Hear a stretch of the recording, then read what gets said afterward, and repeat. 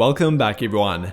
I think the Lakers shocked a lot of people by making it to the Western Conference Finals last season, but now many are doubting their ability to get back there.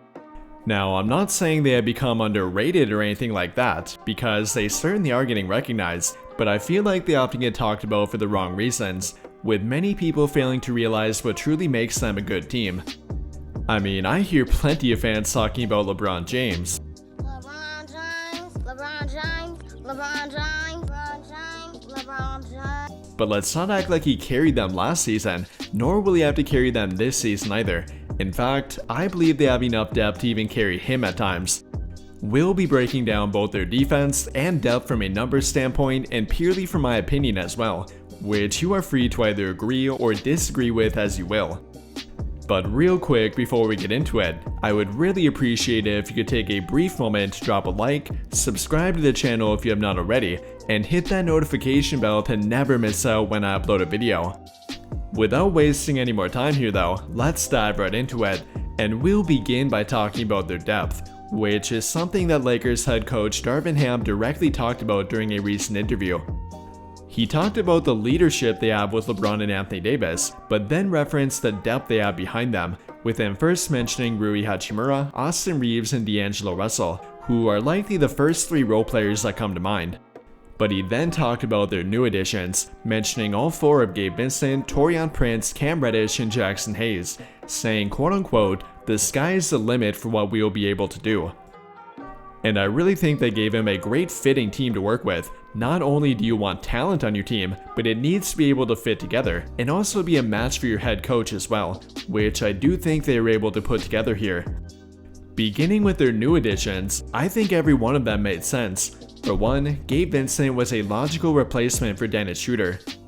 I'm not sure why some people think they brought him in to replace D'Lo. In my opinion, he was quite obviously a guy to replace and even slightly upgrade from Dennis Schroeder in a couple of areas. And if you know Darvin Ham, then you are fully aware of how much he values point of attack defense, which led to Schroeder being a go-to option for him within their closing lineups, and I believe that will be the case for Gabe Vincent as well. Even looking beyond his scoring ability here, Darvin Ham will value him for his point of attack defense alone. He might not quite be on the level of Dennis Schroeder, but he's really not that far off. I mean, Gabe Vincent can be an absolute pest on defense, and I love the fact that he'll never back down from anyone, pretty much offering the same mindset that Schroeder brought them on defense. And not only that, but he might even fit within their closing lineup a bit better too, or at least he could on offense. Now, I won't overlook the clutch shot making that Dennis provided them with, but Gabe Vincent definitely is the better three-point shooter here. And again, if we are talking about fit, which we are, then you really can't argue against them picking up Gabe Vincent, nor can you argue with them picking up Taurean Prince. Another guy that fits their team system, Taurean Prince will theoretically provide them with a reliable 3-and-D forward, which they did not really have much of last season. They did have Troy Brown Jr., who quietly had a really nice year for them, but Taurean Prince can offer a little bit more. He's a higher volume 3-point shooter, a more physical defender, and is all around more of a threat on offense. And in order to play with LeBron and Anthony Davis offensively, you really need to be an effective catch-and-shoot player, and especially if we are talking about a guard or wing. Now, he will have to overcome the dreaded Lakers 3-point shooting curse, but Taurean Prince in theory was a really good addition for them, and he will without a doubt benefit the depth of their team. I even think you can point to Cam Reddish and Jackson Hayes here, maybe not to the degree of Gabe Vincent and Taurean Prince, but they are both very low risk, high reward type of guys for a minimum level contract, which both of them are playing for by the way. And getting back to the fit standpoint here, I think that will apply to both of them. Darvin Ham absolutely loves versatile defenders, and you can make a case for both Cam Reddish and Jackson Hayes qualifying for that. Now, you kind of do get a mixed bag with them due to being young yet, but they are both very good defenders when they want to be, with Reddish being able to switch 1 through 4, and then Hayes being able to switch 3 through 5. I really don't think about offense when I mention them either. Not that they can't provide offense, it's simply the fact that they won't need to for this team to be effective.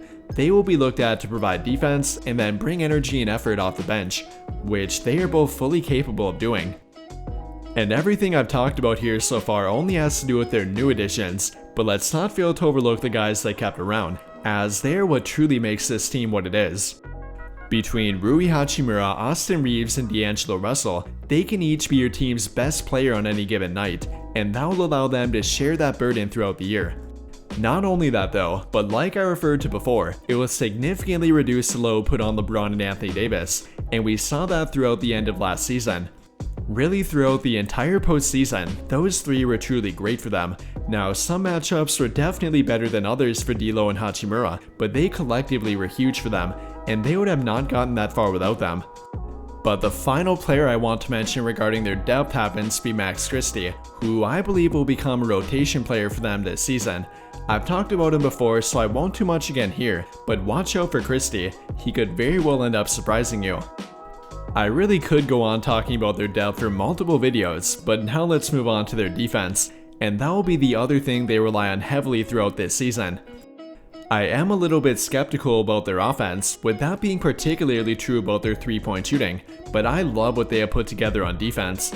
They added a great point of attack defender with Gabe Vincent, retained their lockdown wing defender with Jared Vanderbilt, and then of course had their defensive anchor with Anthony Davis. Now, I know that everyone is making a big deal about them having a hole at backup center yet, but even now I like what they have defensively, and I imagine they'll fill that hole before training camp ends. Whether that be with a free agent like Christian Wood or Bismack Biyombo, or with a homegrown product like Colin Castleton, I'm not entirely sure, but it's not like they're looking at filling a huge need here. They already have the foundation of their defense put together. And with them being the second rated defense following the trade deadline last season, I believe they'll pick up right where they left off. In fact, I would be shocked if they are not a top 3 or at least top 5 defense throughout the entire year. In my mind, the only thing that would prevent that from happening would be a long-term injury to Anthony Davis, but even with him missing around 20 to 25 games, they could still maintain a top 5 defense, though I'd obviously prefer that he remains healthy throughout the entirety of it. In my opinion, they have their best collection of wing defenders since their 2019-2020 group. I already mentioned Vanderbilt, but let's not fail to overlook guys like Austin Reeves, Taurean Prince, Max Christie, and even Cam Reddish. I mean, we're talking about a big and athletic group of wing defenders here. They have a lot of size on the wing, and while height and length does not always translate to a good defense, it definitely does help out. No matter what way you want to look at it, they have an abundance of good wing defenders, and I for one am really looking forward to watching them compete on defense, with that being especially true for their young players. I think it will be really interesting to watch how Christie and Reddish provide value off the bench for them. I've been saying for a while now that it will largely depend on their defensive impact, which will likely have both of them competing out there. And then for Jackson Hayes, I'm looking forward to watching how they utilize him within their frontcourt. Will they figure out a way to play him with Anthony Davis? And then what kind of role will they ask him to fill? All of that will be answered within the coming months. With all of that being said though, what do you guys think? How do you guys feel about the Lakers from a defense and depth standpoint?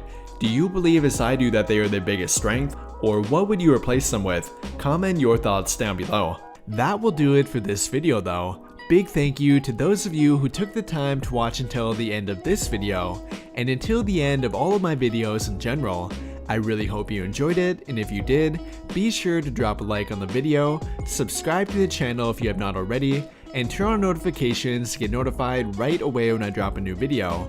But as always, thank you for watching and have a great day.